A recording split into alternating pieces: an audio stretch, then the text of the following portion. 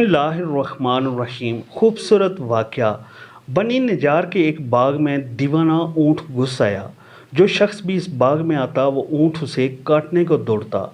لوگ بڑے پریشان تھے اور حضور صلی اللہ علیہ وآلہ وسلم کی خدمت میں حاضر ہوئے اور سارا قصہ عرض کیا۔ حضور صلی اللہ علیہ وآلہ وسلم نے فرمایا چلو میں چلتا ہوں۔ چنانچہ حضور صلی اللہ علیہ وآلہ وسلم اس باغ میں تشریف لے گئے اور اس اونٹ سے فرمایا ادھر آؤ۔ اس اونٹ نے جب رسول اللہ صلی اللہ علیہ وآلہ وسلم کا حکم سنا تو دوڑتا ہوا حاضر ہوا اور اپنا سر حضور صلی اللہ علیہ وآلہ وسلم کے قدموں میں ڈال دیا۔ حضور صلی اللہ علیہ وآلہ وسلم نے فرمایا اس کی نکیل لاؤ۔